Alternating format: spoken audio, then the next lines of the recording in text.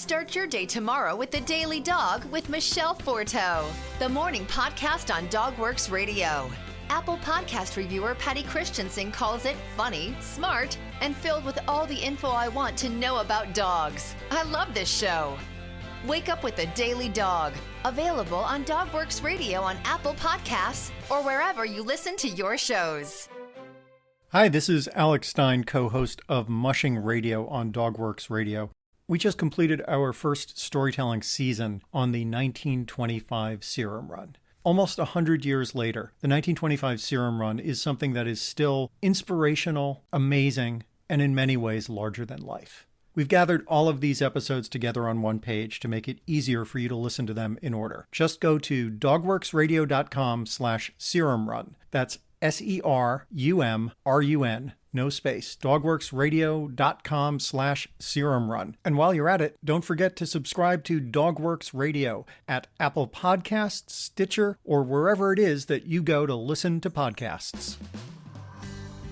You are listening to The Daily Dog with your host, Michele Forto. The Daily Dog offers training advice, tips and tricks, and maybe even a book or movie review, too.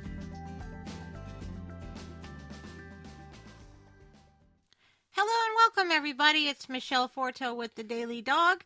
Remember, we are sponsored by Alaska Dog Works.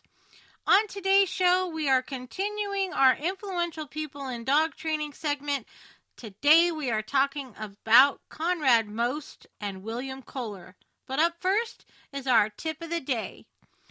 Practice makes perfect. I know you guys have heard me say it before, but practicing is what gets a dog through the day.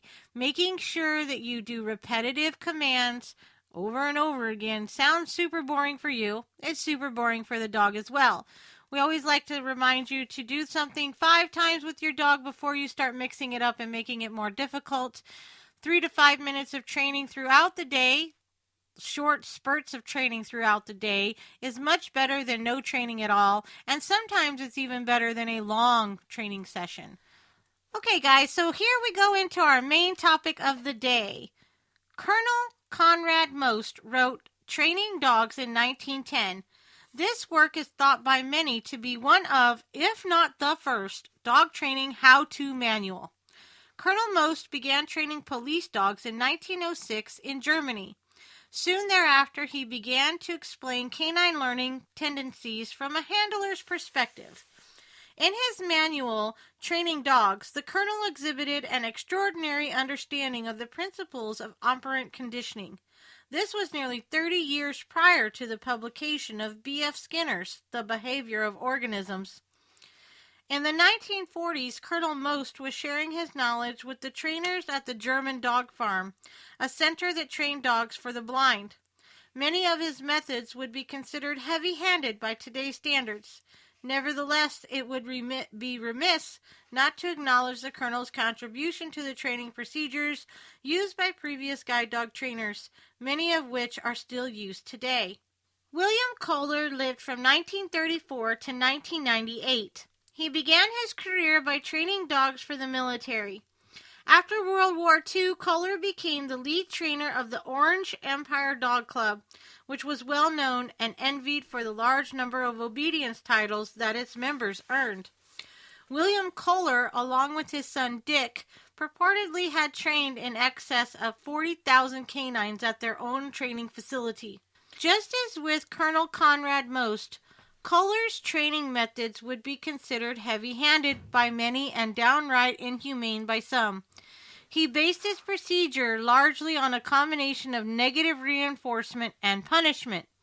Negative reinforcement is built upon the premise of the canine complying in order to remove or avoid an unpleasant stimulus. Punishment, on the other hand, is described as a consequence that will make a behavior less likely to reoccur in the future. Just as with positive reinforcement procedures, the principles are built on the foundation laid by Thorndike's law of effect. Doctors Mary Birch and John Bailey met and observed Bill Koehler in the course of their research. They stated that Koehler appeared then to be a kind and gentle man, and he clearly loved dogs. Many have described Koehler's methods as heavy-handed, but in all fairness, he was one of the few trainers in the country in the 1980s that was known for his ability to rehabilitate tough dogs, and was often the canine's last hope. Again, whether one agrees with his methods or not, Koehler's impact on dog training procedures cannot be understated. Nor can his contribution to the effectiveness of negative reinforcement be understated.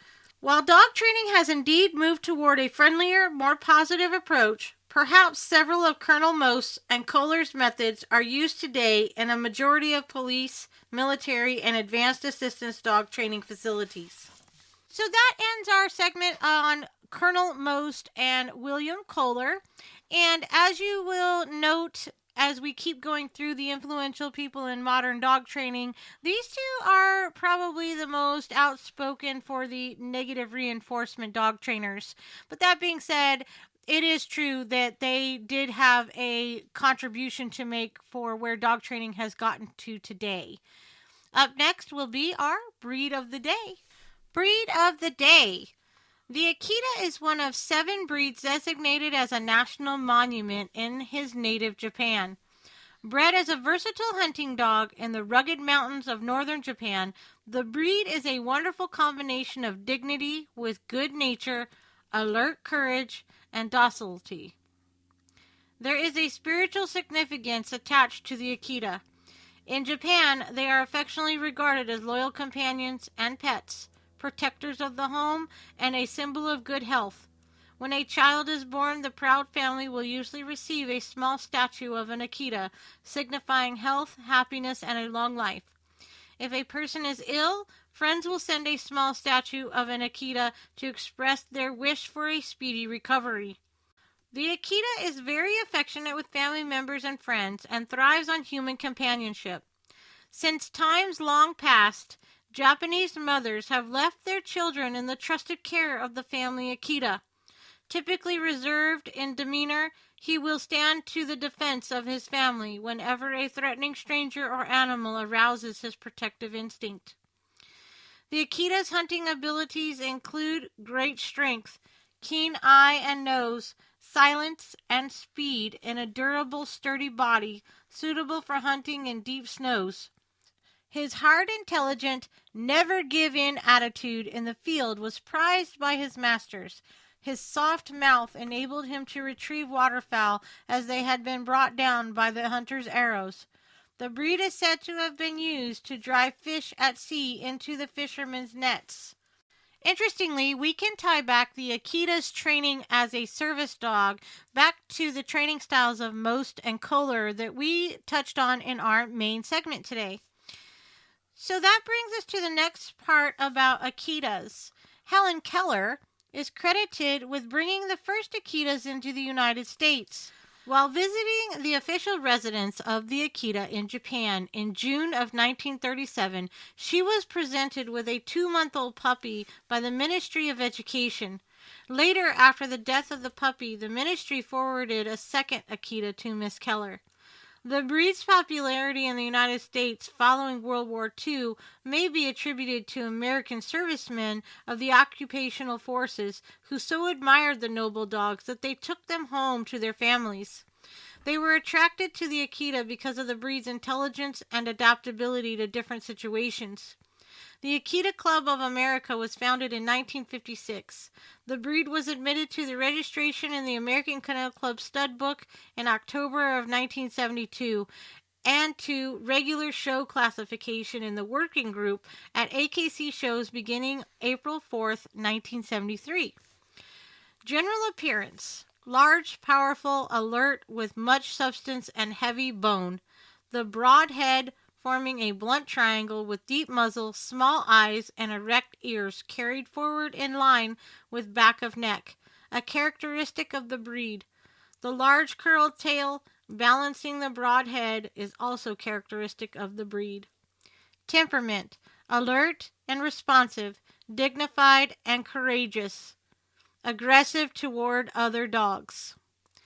We've trained quite a few Akitas here at Alaska Dog Works, and I, in particular, like the breed. You do have to be cautious, though, because they are aggressive towards other dogs, mostly because they're protecting their people. Thanks for listening to the Daily Dog today. Did you know that Alaska Dog Works trains service dogs for those in need throughout North America? Each and every service dog that is trained through the Lead Dog Service Dog Program and Michele Forto and her team has an individual training plan. We train for autistic, mobility, psychiatric, and PTSD for our soldiers for service work. If you know of someone that may need a service dog, please take a moment and check out Alaska Dog Works on social media and at alaskadogworks.com.